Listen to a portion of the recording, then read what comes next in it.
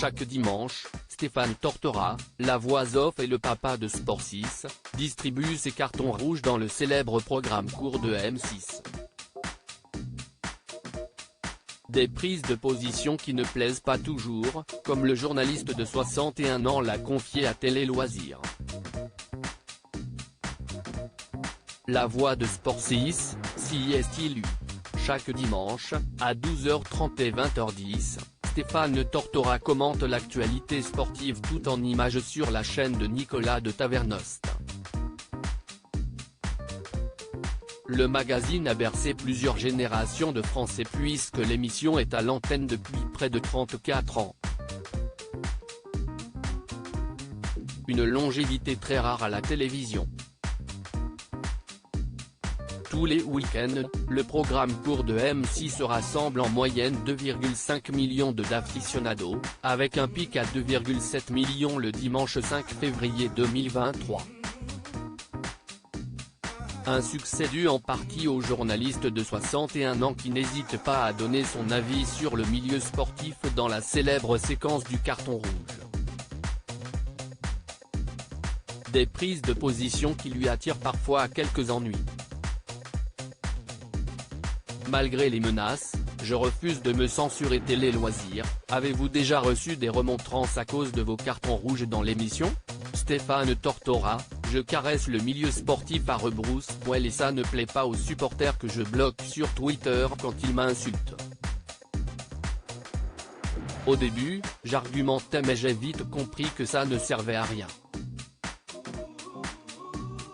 Parfois, ça prend des proportions inquiétantes.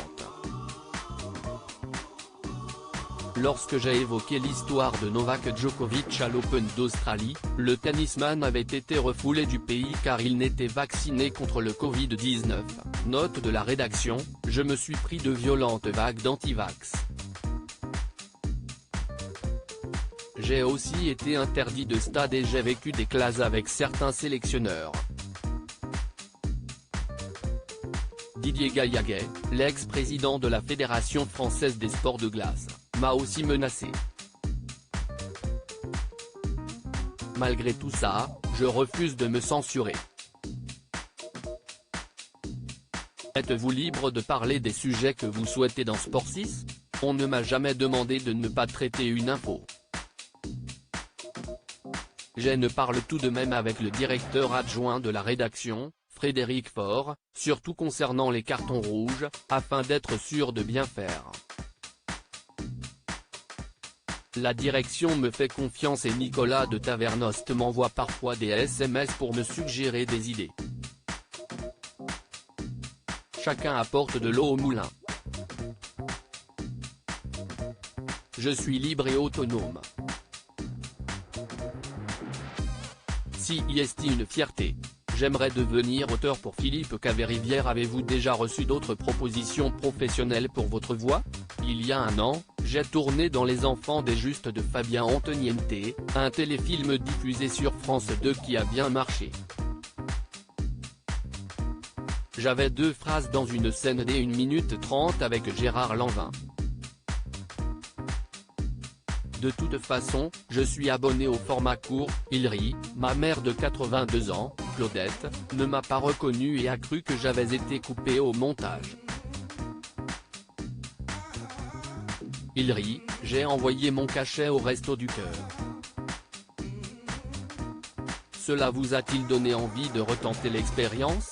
Oui.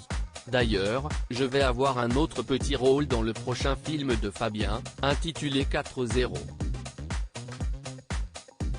Je m'enthousiasme de tout, rien n'est dû et je trouve ça génial. Avez-vous encore un désir inassouvi à la télévision? J'espère que ça va continuer pour moi car je m'éclate. Si M6 me propose quelque chose au sein de la chaîne, je regarderai. Pour l'instant, je suis très heureux dans ce que je fais. Je n'ai pas de raison d'aller voir ailleurs. Ils savent aussi que j'adorerais faire de la radio. Enfin, j'aimerais devenir auteur pour Philippe Caverivière. Nous faisons du sport ensemble et je lui propose souvent des idées. Il sait que ça me plairait. À lire aussi le M6 de Nicolas de Tavernost n'a pas de mémoire, Alexandre Debanne regrette de ne pas avoir été invité aux 35 ans de la chaîne.